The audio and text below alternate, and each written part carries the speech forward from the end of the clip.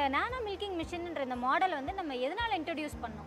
இந்த மிஷினை மாற்றுறதுனால மாட்டுக்கு மடிக்கு ஏதாவது பிரச்சனை வருமா, இல்லை ரத்தம் வருமா? இந்த நானோ மில்கிங் மிஷின் வந்து யாருக்கெல்லாம் தேவைப்படலாம், எந்த மாதிரி வாடிக்கையாளர்கள் வந்து வாங்கிட்டு போகலாம்? வணக்கம்.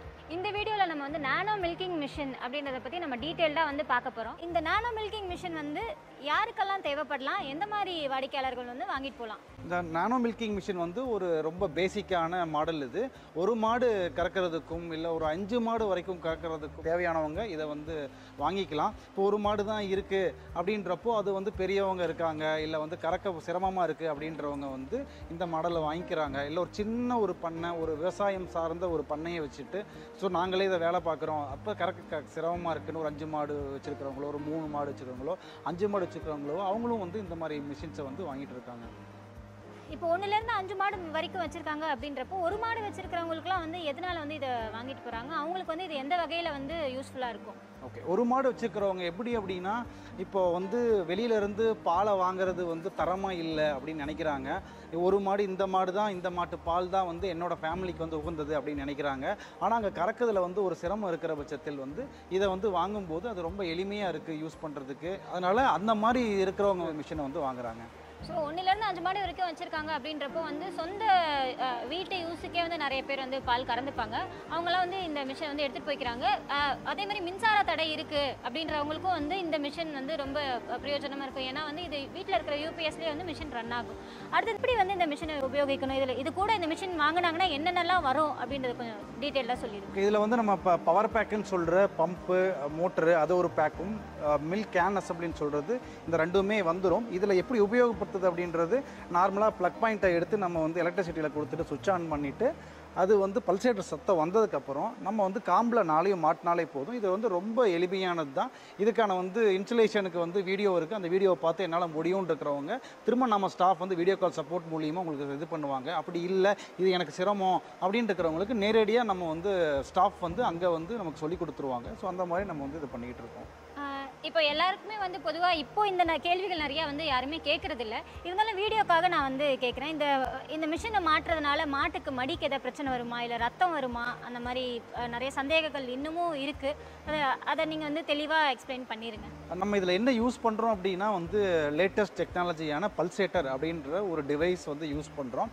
ஸோ அது என்ன பண்ணும் அப்படின்னா, அது வந்து உறிஞ்சரை வந்து பவரை வந்து மசாஜாக கன்வெர்ட் பண்ணுது. அப்போ நம்ம காம்பில் வந்து ரப்பரை மட்டும்தான் வந்து ஃபிக்ஸ் பண்ணுவோம்.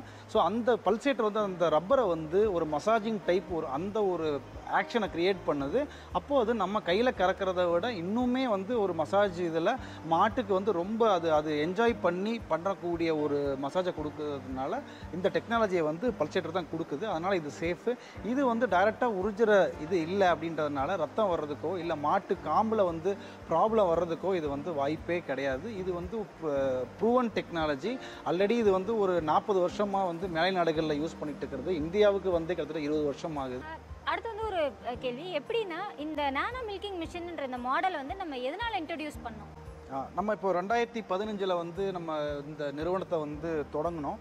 அப்போ 2016 தான் வந்து நம்ம ப்ராடக்ட்ஸ் எல்லாமே லான்ச் பண்ணோம். அதை தொடங்கினப்போ என்ன அப்படின்னா, அப்போ ஒரு பால்கற இயந்திரம் அப்படின்னாலே கிட்டத்தட்ட ஒரு 60,000க்கு மேலே தான் இருந்துச்சு.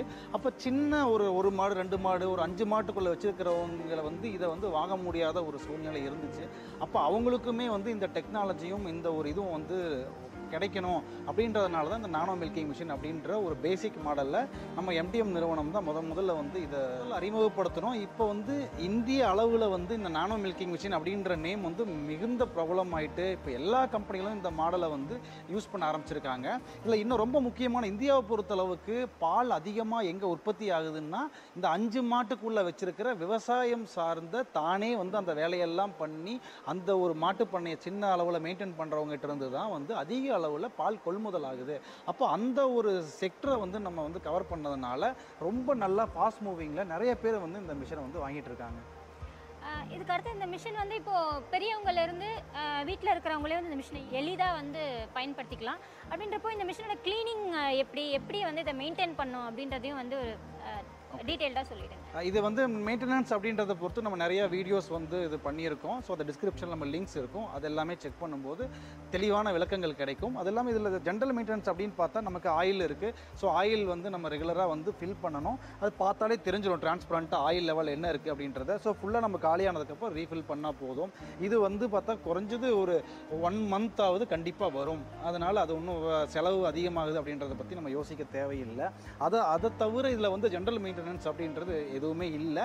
ரெகுலராக நம்ம கறந்து முடிச்சதுக்கப்புறம் நம்ம ப்ரஷஸ் வந்து எங்கெல்லாம் பால் போகுதோ அந்த டியூபுக்கெல்லாம் வந்து இல்லை நமக்கு அந்த லைனர்னு சொல்கிற காம்பில் மாட்டக்கூடிய அந்த ஒரு இதுக்கும் வந்து ப்ரஷஸ் தனித்தனியாக வந்துடும். அப்போ அதை வச்சு அந்த க்ளீனிங் வந்து மெத்தட்ஸ் வந்து ஈஸியாக பண்ணிடலாம். அதுலேயும் எந்த சிரமமும் கிடையாது. ஓகே, ஸோ எப்படி வந்து டீப்பாக க்ளீன் பண்ணணும் அப்படின்றது நாங்கள் ஒரு வீடியோ ஏற்கனவே போட்டிருக்கோம். அந்த வீடியோட லிங்க் நாங்கள் இந்த மேலே வந்து கொடுக்குறோம், நீங்கள் அதை செக் பண்ணிக்கோங்க. இந்த நானோ மில்கிங் மிஷின் உங்களுக்கு ஆர்டர் பண்ணோம் அப்படின்னா இந்த வீடியோவில் இருக்கிற நம்பருக்கு நீங்கள் கால் பண்ணுங்கள். எங்ககிட்ட இந்த மாடல் மட்டும் இல்லாமல் அடுத்தடுத்து எவ்வளோ மாடுகள் வச்சுருக்காங்களோ அதை பொறுத்து இங்கே நிறைய மாடல் இருக்குது. அது எல்லாமே தொடர்ந்து நாங்கள் அடுத்தடுத்த வீடியோஸில் வந்து கொடுத்துட்டே இருக்க போகிறோம். தொடர்ந்து எங்கள் சேனலை வந்து சப்ஸ்கிரைப் பண்ணி வச்சுக்கோங்க. இந்த வீடியோ வந்து நீங்கள் முடிஞ்ச வரைக்கும் ஷேர் பண்ணிங்கன்னா தேவையானவங்களுக்கு வந்து இந்த வீடியோ ரொம்ப பயனுள்ளதாக இருக்கும். நன்றி, வணக்கம்.